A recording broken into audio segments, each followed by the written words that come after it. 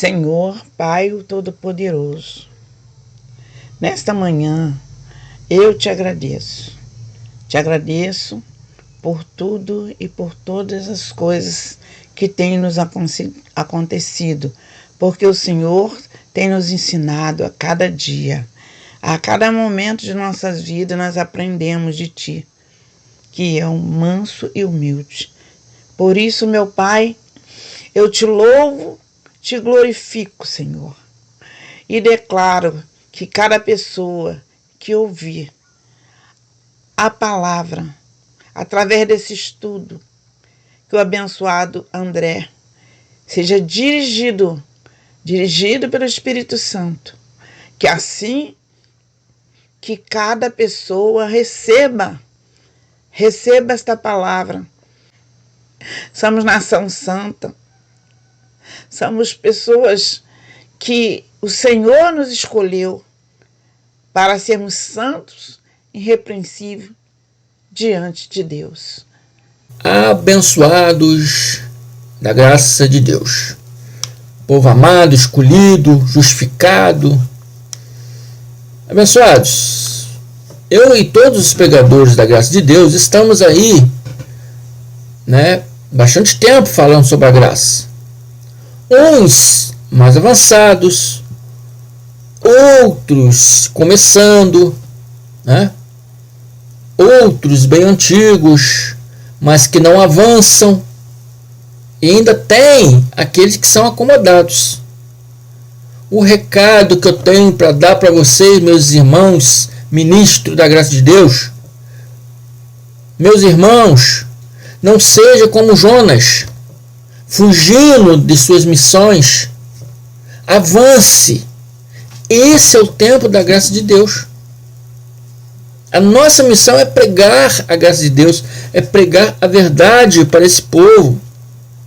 A palavra diz que a criação espera a manifestação dos filhos de Deus. Amém? Espera que nós venhamos a manifestar e levar para ele a palavra da salvação. Embora já são salvos, mas não sabem. Embora são justificados, mas não sabem. Embora são abençoados e não sabem. São batizados e não sabem. Sal da terra, sacerdote santo, nação santa, povo de propriedade exclusiva de Deus. Mas eles não sabem. Mas eles aguardam a nossa manifestação para ensinar isso para eles. Então, meus irmãos, não seja como Jonas, fugindo de suas missões. Avance. Esse é o tempo da graça de Deus, abençoados. E nossa missão é pregar o evangelho da graça de Deus. Pregar a verdade, mostrar para eles o verdadeiro Deus, o verdadeiro Cristo, o verdadeiro evangelho.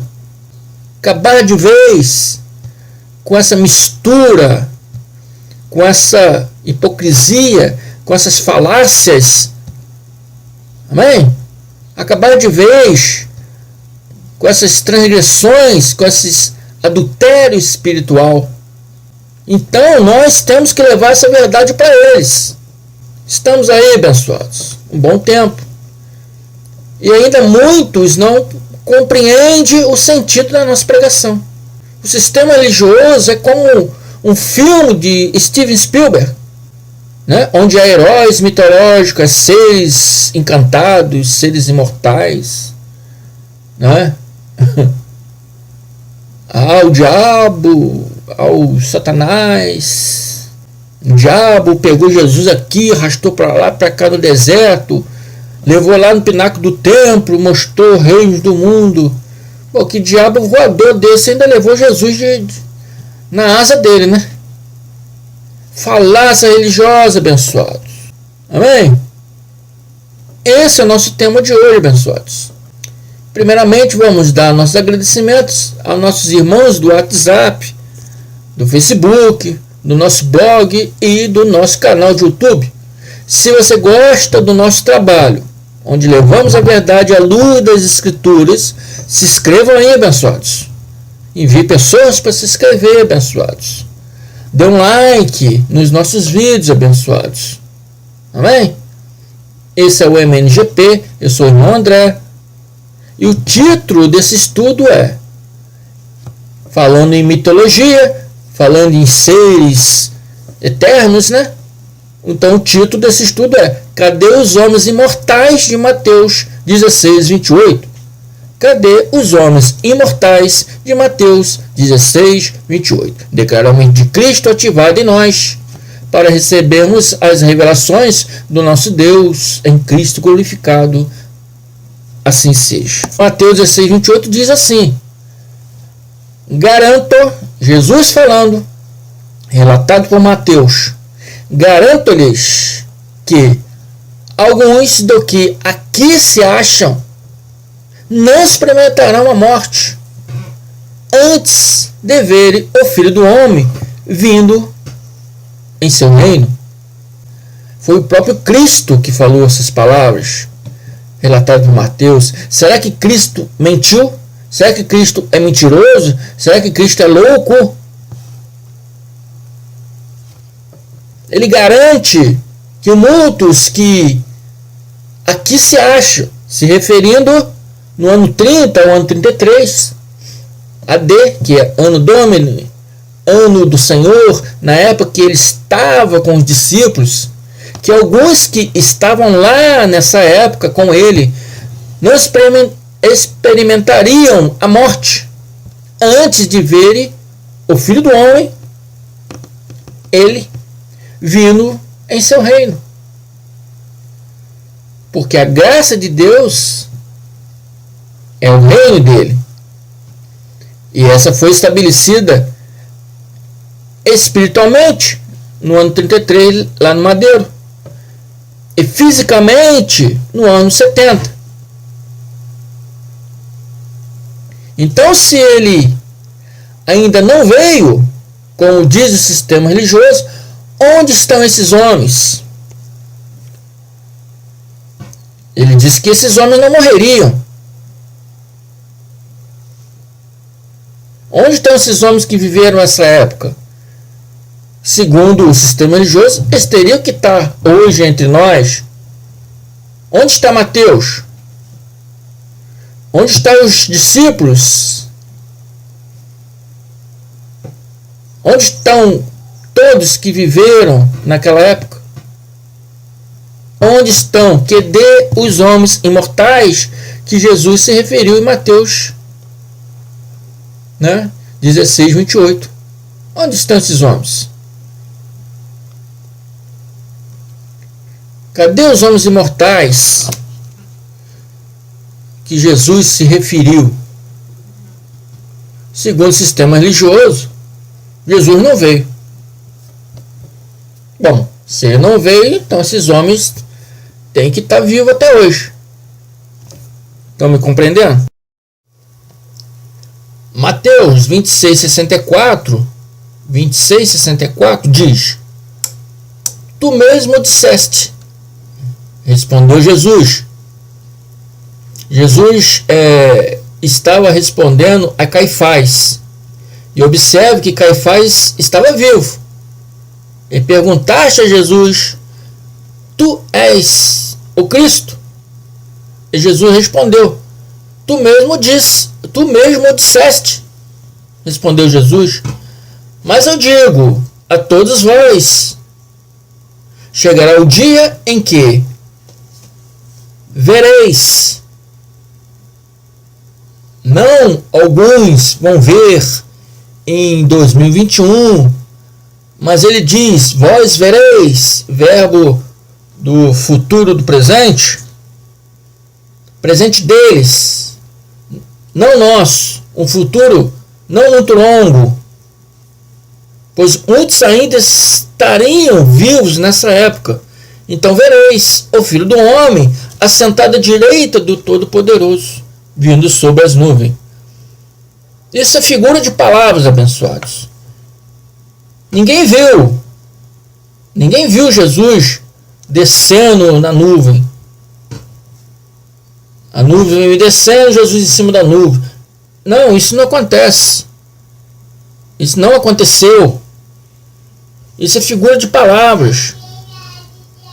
Vindo sobre a nuvem significa vindo em juízo. Amém? O Filho do Homem é sentado à direita do Todo-Poderoso. Como é que você vai ver Jesus sentado à direita de Deus? Como você vai ver isso? Deus é Espírito. O Cristo, nessa época, já era o Cristo. Era Espírito. Como você vai ver ele sentado à direita do Todo-Poderoso, vindo sobre as nuvens do céu, quer dizer, então o trono lá no céu. Como você, humano, carnal, pode ver o Espírito de Jesus, o Espírito de Deus, sentado no trono lá no céu. É tudo figura de palavra, abençoados. São figuras de palavras. A palavra é clara e se refere ao tempo entre o ano 30 ao ano 70, quando aconteceria o juízo predito por Malaquias. Então ele disse: mas eu digo a todos vós, chegará o dia em que vereis, alguns vão ver futuramente, não, está falando sobre ele, vereis, num futuro próximo a eles, no futuro presente, vereis o Filho do Homem assentado à direita de Deus, vindo sobre nuvens do céu. Isso é uma figura de palavra. Esse ver, né, foi quando ele anunciou, né, seus discípulos perguntaram, quando será isso? Então ele explicou, né, quando Jerusalém for sitiada, o templo for destruído, então ali vocês saberão que eu estou à porta. Saberão que eu já estou ali. Aquele é o sinal. Malaquias 3 diz, eis que Deus falando ao profeta Malaquias e diz, eis que eu envio meu anjo, que preparará o caminho diante de mim, que foi João Batista. De repente virá ao seu tempo o Senhor, Deus? Não, Jesus Cristo, o Senhor a quem vós buscais. O povo estava buscando o Messias. O povo estava esperando o Messias. Então ele diz, virá o Senhor no tempo. Quem vós buscais? O anjo do concerto, a quem vós desejais? Eis que vem, diz o Senhor dos Exércitos. Mas quem suportará o dia da sua vinda? Quem subsistirá quando ele aparecer? Porque ele será como fogo de ourives. Ourives são pessoas que faz joias, né, diamantes, então queimam aquele material, aquele ouro para fazer anel. Então significa que uns será julgado. O fogo é julgamento. Uns serão julgados e outros é como o sabão dos lavandeiros. Quer dizer, outros serão purificados, justificados. E Deus, através de Malaquias, diz, enviarei o anjo que abrirá o caminho. João Batista. E João Batista foi o último dos profetas. E Lucas diz, em Lucas 16, que a lei e os profetas profetizaram até João. Desde esse tempo em diante estão sendo pregadas as boas novas do reino. E todos tentam forçar sua entrada nele. De João em diante, não apareceu nenhum profeta enviado por Deus. Nenhum deles escreveu mais nada da lei. Tudo se encerrou em João. Depois apareceu alguns profetas, pastores e mestres, mas não pela vontade de Deus. E Jesus já advertia isso. E muitas vezes diz, acautelai-vos dos falsos mestres. Se Jesus, o Cristo, não veio, na sua segunda vinda, toda esta geração teria que estar aí conosco. Cadê os 12? Cadê os fariseus? Cadê o rei Antipa? Cadê Paulo? Cadê Lucas? Cadê os homens imortais que deveriam estar vivos até hoje? Como diz o sistema religioso, que o Cristo ainda não veio, eles deveriam estar entre nós. Porque Jesus disse que eles não morreriam até ver o Filho do Homem, né, se assentar à destra de Deus, vindo em nuvens. Mateus 24, 34 e 35, diz assim: eu lhe asseguro que não passará esta geração até que todas essas coisas aconteçam. Ele está falando da geração da época dele, e não a nossa geração, uma geração na qual ele estava, a qual aqueles homens que não morreriam até que ele viessem nas nuvens, ou que até o dia do juízo estariam vivos. É a geração daqueles homens ali. Eu lhe asseguro que não passará o céu até que não passará. Eu lhe asseguro que não passará esta geração. Estão me entendendo, pessoal? Estão compreendendo? A geração deles lá. Não passariam aquela geração deles até que todas as coisas acontecessem. O céu e a terra passarão, mas as minhas palavras jamais passará. Significa que tudo que ele disse se cumpririam. E quando se cumpriu isso, irmão André?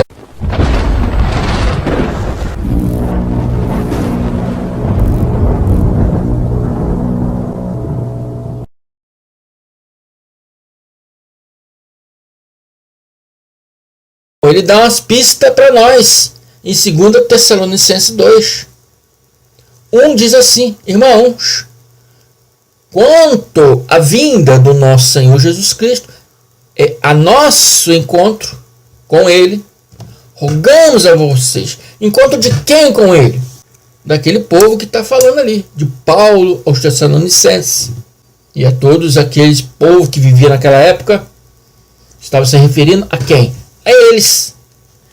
Quem iria se encontrar com eles? Nós ou aquela geração? Aquela geração. E diz Paulo: não deixe que ninguém vos engane de modo algum. Antes daquele dia virá apostasia. Então será revelado o homem do pecado, o filho da perdição. Oh, abençoado, aí vai aparecer o diabo vai vir, o anticristo, e vai ser o julgamento do mundo, tudo vai acabar. Falácia religiosa. Falácia religiosa. O homem do pecado, o filho da perdição. Não há nenhum ser mitológico diabo. Não há esse ser mitológico diabo. Não é essa invenção religiosa que se menciona. Não é mencionado a essa invenção religiosa. Não. E o mundo também não vai acabar, porque se fosse assim já teria acabado, porque esse juízo já aconteceu. Amém? Esse é o sinal da sua vinda. E quando aconteceu isso, irmão? Quando o homem do pecado foi revelado, o filho da perdição. O que ele faria? Este se opõe e se exalta acima de tudo o que se chama Deus, ou é objeto de adoração, a ponto de se assentar no santuário de Deus, proclamando ele mesmo Deus. Esse homem do pecado, filho da perdição, não virá abençoado. Já veio. E se chamava Titus Flávios Caesar Vespasiano Augusto, que foi sucessor do seu pai Vespasiano, chamado de Tito César Augusto. Esse é o filho da perdição. Esse é o homem do pecado. Não é nenhum diabo mitológico. Não é filme de Spielberg, não. Spielberg. A Bíblia não é um filme. A Bíblia é uma realidade. Não tem contos de fada na Bíblia. É tudo a realidade que aconteceu. Tanto confirmado aqui na Bíblia, se você pegar livro de história romana, você também vai ver. Que Tito cercou Jerusalém, invadiu o templo, assentou-se no santuário de Deus, destruiu tudo que era usado para a adoração de Deus, incendiou o templo e destruiu tudo.